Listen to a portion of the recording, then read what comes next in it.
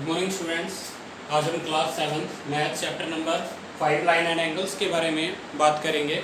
इससे previous part के अंदर कुछ बेसिक्स पॉइंट के बारे में हमने बात कर ली थी, जो मैंने इस साइड लिखे हुए हैं। इसमें हमने कॉम्प्लीमेंट्री एंगल, सप्लीमेंट्री एंगल तक पढ़ लिया। तो देखिए, मैंने क्या बताया था लास्ट टाइम आपको कि सप्लीमेंट्री एंगल क्या होते हैं। दीज आर दोज एंगल्स, ऐसे एंगल्स जिन दोनों एंगल्स का सम, या ऐसे दो एंगल्स सी एंड डी जिन दोनों का सम करें तो वो क्या है 180 डिग्री। तो उन दोनों एंगल्स को क्या बोलते हैं, सप्लीमेंट्री एंगल्स। यही था। अब जैसे कॉम्प्लीमेंट के अंदर आया था, कॉम्प्लीमेंट्री के अंदर एक वर्ड आया था कॉम्प्लीमेंट, तो सप्लीमेंट के अंदर भी होता है सप्लीमेंट ऑफ एन एंगल। कोई भी एक एंगल का सप्लीमेंट क्या होता है, सेम है। वहाँ हमने क्या किया था, कोई भी एंगल का सप्लीमेंट निकालता है उसको सर कॉम्प्लीमेंट निकालते हैं तो 90 डिग्री में से माइनस कर देते हैं उसको। अगर सप्लीमेंट निकालना है तो उसको किस में से माइनस कर देंगे, 180 में से। बस इतनी सी बात। फॉर एग्जांपल, जैसे ये लिखना हो कि सप्लीमेंट ऑफ एन एंगल, कोई एक एंगल का सप्लीमेंट, तो क्या लिखेंगे 180 डिग्री माइनस गिवन एंगल, जो भी एंगल दिया गया है उस एंगल। फॉर एग्जाम्पल, एक एग्जाम्पल दीजिए। देखिए, एग्जाम्पल लिखा मैंने, find supplement of an angle, supplement of angle 110 degree, 110 degree का सप्लीमेंट फाइंड आउट कीजिए। तो आप क्या राइट करोगे, सप्लीमेंट ऑफ एंगल 110। सीधी सी बात है सर, 180 में से जो भी एंगल दिया हुआ उसको हम क्या कर देंगे, माइनस कर देंगे। 180 में से माइनस करोगे 0, 8 में से 1 माइनस करोगे 7, तो 70 डिग्री क्या आ गया, इस क्वेश्चन का आंसर आ गया। या क्या बोले कि 70 degree is the supplement of angle 110। Note it कि 70 डिग्री जो है वो सप्लीमेंट है किसका, 110 डिग्री का। तो ये था मेरे पास सप्लीमेंट। क्वेश्चन आएंगे सप्लीमेंट के लिए भी आगे। देखिए नेक्स्ट हमारा बेसिक पॉइंट क्या है,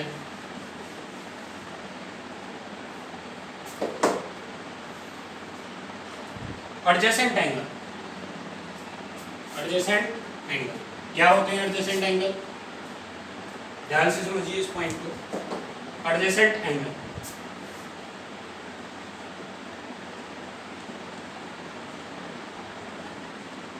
कौन कौन से एंगल एडजेसेंट होते हैं। ऐसे एंगल, पहले एक डायग्राम से समझिए। ये मेरे पास कोई दो लाइन्स हैं, ये कहाँ इंटरसेक्ट कर रही हैं, कोई भी क्यू पॉइंट पे इंटरसेक्ट कर रही है। एक पी क्यू लाइन है और एक क्यू आर लाइन, इनके बीच में एक लाइन्स दी बिल्कुल, ठीक है। पी क्यू आर एस, ये पॉइंट क्या हो गया मेरे पास, एस, ठीक है। तो ये इंटरसेक्टिंग पॉइंट या वर्टेक्स पॉइंट, वर्टेक्स भी बोल सकते हैं, क्योंकि यहाँ तीनों लाइंस एक ही पॉइंट पर। तो एडजेसेंट एंगल के अंदर आपको तीन प्रॉपर्टीज देखनी है।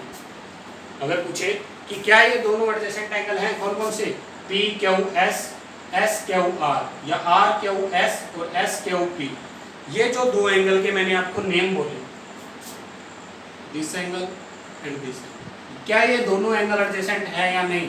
कैसे चेक करोगे सर, तीन पॉइंट चेक करने हैं। कौन कौन सा, first point, they have common vertex, they have common vertex. Vertex का मतलब क्या होता है, कॉमन पॉइंट, जहां पर तीनों लाइन क्या होती हैं, मिलती हैं। या ये कह सकता हूं ये क्यू पॉइंट से तीनों लाइन निकल रही हैं, तो जिनका जर्नेट पॉइंट एक ही, जो जर्नेटिंग पॉइंट होता है जहाँ से वो निकल रही हैं उसे क्या बोलते हैं, कॉमन वर्टेक्स। तो ये मेरे पास क्या हो गया, common vertex. Got it. Common क्यों हुआ सर, कॉमन क्यों है सर, ये पी क्यू लाइन के अंदर क्या पॉइंट आ रहा है, क्यू आर लाइन के अंदर क्या आ रहा है, क्यू एस लाइन के अंदर भी क्या आ रहा है। तो ये पॉइंट तीनों में क्या है, कॉमन है, तो इसलिए कॉमन बोल दिया इसको। तो ये क्या है, कॉमन है वर्टेक्स। कि इन तीनों जो भी दो एंगल मैंने बताए हैं, क्यू एस क्यू आर और पी क्यू एस, इन दोनों एंगल के अंदर क्यू क्या है? Common vertex. बिल्कुल सही बात है। They have common arm, they have common arm. एक क्या होनी चाहिए? कॉमन आर्म बोल दीजिए, या फिर उसको क्या बोल देते हैं? साइड बोल देते हैं। ब्रैकेट में मैंने क्या लिख दिया? They have common side. उनके पास दे हैव कॉमन साइड, उनके पास एक कॉमन साइड भी होनी चाहिए। कॉमन कैसे होगी सर? अब जैसे एक रूम बना हुआ है, उसके इस साइड भी एक रूम है, इस साइड भी एक रूम, बट बीच में क्या है? एक ही दीवार है। तो वो दीवार क्या है उनके बीच में? कॉमन। जो दोनों, अब इस रूम से देखूंगा तो भी ये दीवार आ रही है, दूसरे रूम से देखूंगा, इस साइड से देख रहा हूँ तो भी ये दीवार है, इस साइड से देख रहा हूँ तो भी ये दीवार है। तो ये दीवार क्या है बीच में? कॉमन। बट इन दोनों को सेपरेट भी तो यही कर रही है। तो उसी तरीके से मैंने क्या किया कि पी क्यू एस एंगल के अंदर क्यू एस आ रहा है सर। अब एस क्यू आर या आर क्यू एस के अंदर, इस एंगल के अंदर देखा तो एस क्यू फिर भी आ रहा है। तो एस क्यू क्या है? कॉमन साइड या कॉमन आर। देखिए अब नेम से पी क्यू एस, मैंने एक एंगल लिखा, दूसरे एंगल का नाम क्या है? S Q R, S Q R. अब वर्ड से पता चल जाएगा आपको, क्या इसके अंदर क्यू एस आ रहा है? यस, इसके अंदर भी क्यू एस आ रहा है। या एस क्यू लिखो या क्यू एस लिखो, बात तो एक ही है, क्योंकि साइड का नाम है। तो दोनों के अंदर जो कॉमन आता है उसे क्या बोलेंगे? Common side. पहले कॉमन पॉइंट के बारे में, वर्टेक्स को क्या बोलते हैं? पॉइंट भी बोलते हैं, ठीक है, कॉमन पॉइंट भी बोल दिया जाता है कई बार। तो they have common vertex, they have common arm. Third point क्या होगा? They have non common arm, they have non common. उसके अंदर क्या होना चाहिए? नॉन कॉमन साइड्स भी होनी चाहिए, है सर? क्या इन दोनों एंगल के अंदर नॉन कॉमन साइड्स हैं? बिल्कुल है सर। क्या ये कॉमन पॉइंट हो गया? क्या ये कॉमन साइड होगी मेरे पास दोनों के अंदर जो आ रही है? अब ये जो दोनों बच गई हैं, कौन कौन? पी क्यू और क्या हुआ? ये क्या है मेरे पास? Non common. तो इन दोनों एंगल को क्या बोलूँगा मैं? Adjacent angle. बिकॉज ये तीनों कंडीशन अगर सेटिस्फाई करते हैं तो ही हम उसको बोल सकते हैं। अगर किसी के अंदर कॉमन वर्टेक्स भी मिल गया, कॉमन पॉइंट भी मिल गया, तो नॉन कॉमन आर्म। अगर ये तीनों कंडीशन होती है तो ही वो क्या होगा? Adjacent angle. अदरवाइज वो एंगल एडजेसेंट नहीं होगा, ठीक है। अगर कोई दो कंडीशन मिलती है, थर्ड नहीं मिलती है, या कोई फर्स्ट कंडीशन मिलती है बाकी दो नहीं मिलती है, तो वो एडजेसेंट एंगल नहीं है। Got it? एक एग्जांपल और लेते हैं इसके लिए।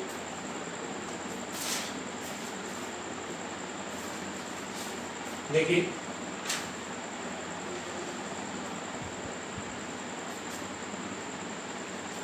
मैंने सिंपल ड्रॉ कर लिया,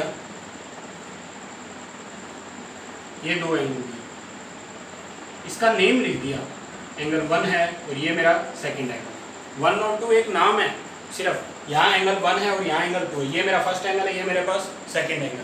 क्या ये दोनों एडजेसेंट एंगल हैं? यस। क्या इनके अंदर कॉमन पॉइंट है सर? बिल्कुल है। ये मेरे पास कॉमन वर्टेक्स है।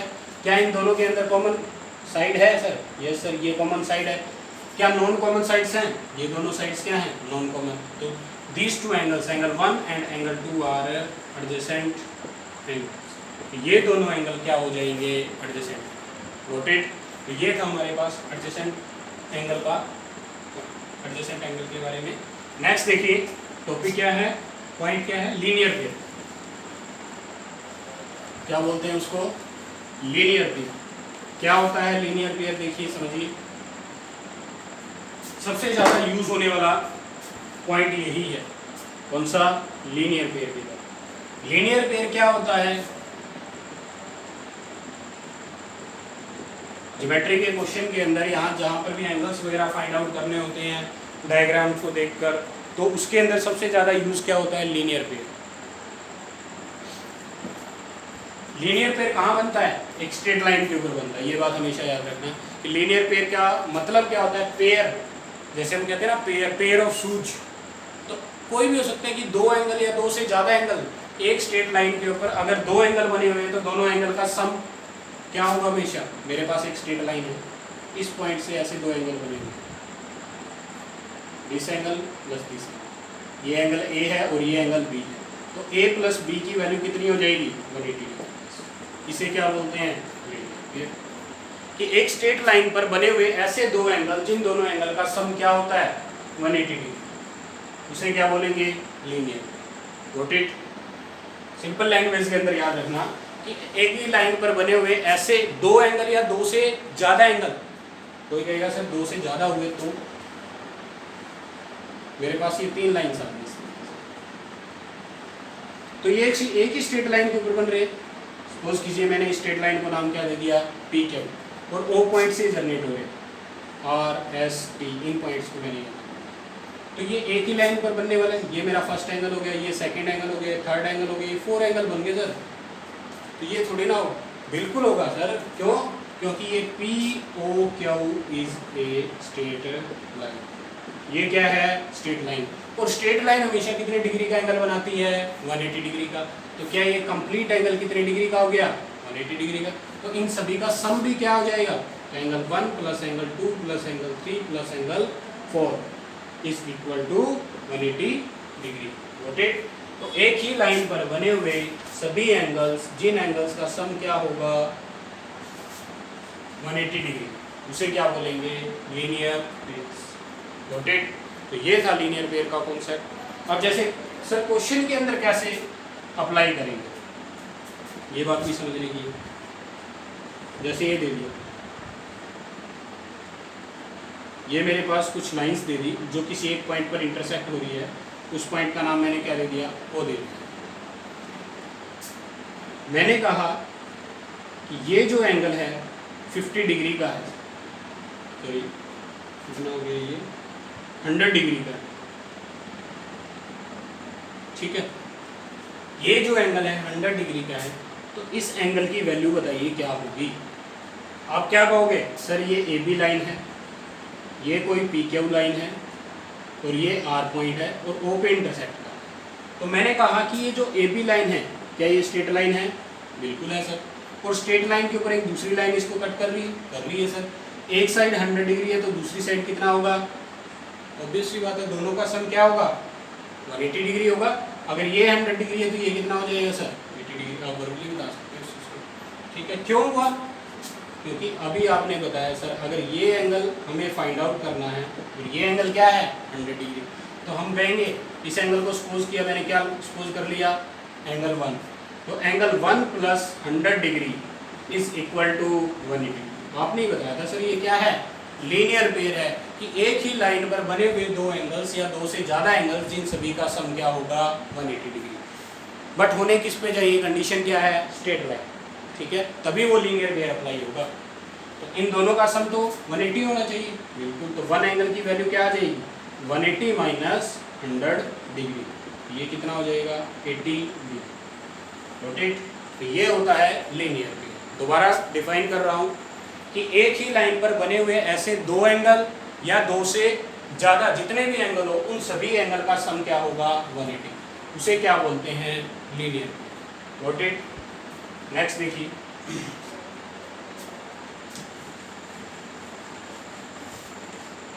नेक्स्ट मेरे पास क्या है vertical opposite angle VOA, short में क्या लिखते हैं vertically opposite, vertical opposite angle, short में आप इसे क्या लिखोगे VOA।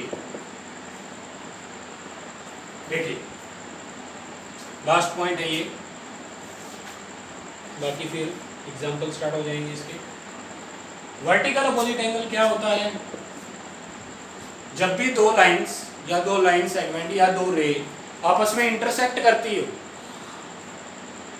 जब भी दो लाइंस, दो रेस या दो लाइन सेगमेंट्स आपस में इंटरसेक्ट करती हैं, तो कौन सा एंगल बनेगा वर्टिकल अपोजिट एंगल। या सीधा सी बात, सीधी एक ही लाइन में बात करें, जहाँ हमें क्रॉस का सिंबल दिख जाए, ये क्रॉस है बिल्कुल ऐसा, क्या ये क्रॉस है बिल्कुल ऐसा, तो यहाँ कौन सा एंगल बनेगा वर्टिकल अपोजिट एंगल बनेंगे। कहाँ कहाँ बनेगा सर, ये लो, ये क्या है एंगल, तो इसके अपोजिट में कौन है, इसके सामने कौन है ये एंगल है। तो अब जो अपोजिट में एंगल होगी इन दोनों एंगल की वैल्यू भी इक्वल होती है। जैसे ये 50 डिग्री है सर, तो इसके सामने वाला भी क्या होगा 50 डिग्री। क्यों हुआ सर ये 50 डिग्री? सपोज कीजिए ये एंगल क्या है 1, ये एंगल क्या है 2, इसका नेम है 1 और 2, वैल्यू नहीं है, इसका नेम है मैंने जैसे ए ओ बी डी ई, ये पॉइंट्स दे दिए मैंने। अगर मैं नेम बोलूँ कैसे, मैंने नेम लिखा एंगल ए ओ बी लिख लीजिए या बी ओ ए लिख लीजिए, की वैल्यू कितनी आ गई 50 डिग्री। मैंने कहा कि फाइंड डी ओ ई की वैल्यू क्या आएगी, ठीक है। तो इस नेम से बचने के लिए मैंने इसको जस्ट क्या लिख दिया 1 लिख दिया, इस नेम से बचने के लिए मैंने इसको क्या लिख दिया 2 लिख दिया, गॉट इट। तो ये सिर्फ नेम है 1 और 2, इसकी कोई वैल्यू नहीं है। तो एंगल 1 की वैल्यू मेरे पास कितनी है 50 डिग्री, तो एंगल 2 की वैल्यू क्या आ जाएगी सर 50 डिग्री होगी, because vertical opposite angle. Vertical opposite angle कब बनते होते हैं, जब दो लाइंस एक दूसरे को क्रॉस करती हैं, तो वहां पर कौन सा एंगल बनेगा वर्टिकल अपोजिट एंगल बनेगा। दोनों एंगल्स की वैल्यू क्या होगी इक्वल होगी, जो उसके अपोजिट में होगा। जैसे 50 डिग्री है तो इसके अपोजिट में कौन है ये है, तो एंगल 2 है, एंगल 2 की भी वैल्यू क्या आ जाएगी 50 डिग्री। अब रीजन पूछे तो क्या लिखेंगे हम वर्टिकल, ऐसा क्यों हुआ वर्टिकल अपोजिट एंगल। चलो ठीक सर, ऐसे तो ये एंगल जो है वो इसके अपोजिट में होना चाहिए, बिल्कुल होना चाहिए। तो मैंने इसको सेपरेट करने के लिए यहाँ 2 लाइंस लगा दी और कुछ नहीं है, ये सेपरेशन के लिए, ताकि ये इससे अलग दिखे। तो इस एंगल को 3 का नाम दे दिया और इस एंगल को 4, इन दोनों में से मैंने किसी की भी वैल्यू नहीं दी। फाइंड कर लीजिए आप खुद से कैसे आएगा, बिल्कुल। अब मैंने क्या देखा सर, मेरे पास 2 एंगल तो हैं, अगर 3 और 4 में से कोई भी एक एंगल आ जाए तो दूसरा उसका अपोजिट हो जाएगा, बिल्कुल हो जाएगा। अगर हम इसको बात करते हैं, क्या ये जो D और R है एक स्ट्रेट लाइन है, स्ट्रेट लाइन पे ये एंगल कितना है 50 डिग्री है, तो ये थर्ड एंगल आप बता सकते हो, आप कहोगे DR is a straight line, मेरे पास एक स्ट्रेट लाइन है, बिल्कुल। तो एंगल 1 एक स्ट्रेट लाइन पे कितने एंगल बन रहे हैं, एक ही एंगल है, एक ही एंगल है। Angle 1 plus angle 3 is equal to 50 degree. Reason linear pair से आ गया सर। तो 1 की वैल्यू 50 डिग्री है, तो 3 की वैल्यू क्या आ जाएगी 180 में से इसको माइनस कर देंगे, 50 प्लस में लेफ्ट हैंड साइड में आएगा तो right hand side, left hand side से राइट हैंड साइड में आएगा तो प्लस से किस में चेंज हो जाएगा माइनस में। तो कितना आ गया 50 डिग्री है ना 130 डिग्री। तो इस 3 एंगल की वैल्यू मेरे पास क्या आ गई, 3 एंगल की वैल्यू कितनी आ गई 130 डिग्री। अब 3 के अपोजिट में कौन सा है एंगल 4, इसकी भी वैल्यू कितनी हो जाएगी 130 डिग्री। ऐसा क्यों हुआ एंगल 4 130 क्यों हुआ, क्योंकि सर ये वर्टिकल अपोजिट एंगल है, ठीक है। ये बातें आपको ध्यान रखनी है। वर्टिकल अपोजिट एंगल क्या होता है, व्हेन टू लाइन सेगमेंट और 2 लाइंस या 2 raise intersect at a point, then vertical opposite angle are formed, ठीक है। और ये जो दोनों एंगल होते हैं अपोजिट में, ये दोनों एंगल की वैल्यू क्या होती है इक्वल होती है, गॉट इट। तो ये जो वर्टिकल अपोजिट एंगल होता है हमेशा कहाँ बनेगा, जब 2 लाइंस एक दूसरे को क्रॉस करती है, या सिंपल लैंग्वेज में बोले जहाँ क्रॉस का सिंबल बनता है वहाँ क्या बनेंगे वर्टिकल अपोजिट एंगल। तो गॉट इट। ये था हमारे पास chapter number 5 line and angles के बारे में बेसिक। इन सभी पॉइंट्स के बारे में मैंने आपको डिटेल से पढ़ाया, ताकि चैप्टर के अंदर जब ये वर्ड्स डायरेक्ट यूज होना, तो ये कोई बच्चा स्टेटमेंट पढ़ता है तो सीधा लिखा हुआ जाता है ऑब्ट्यूज एंगल, और उस बच्चे को पता ही नहीं ऑब्ट्यूज एंगल होता क्या है, तो हम स्टेटमेंट को समझने का क्या मतलब हो, यही बात है। तो इसीलिए मैंने ये पॉइंट्स आपसे डिस्कस किया। बाकी अगर इनमें से कोई भी पॉइंट आपको समझ नहीं आया हो तो आप मुझे कमेंट में राइट कर सकते हैं, या मैसेज के थ्रू या कॉल के थ्रू पूछ सकते हैं। Thank you.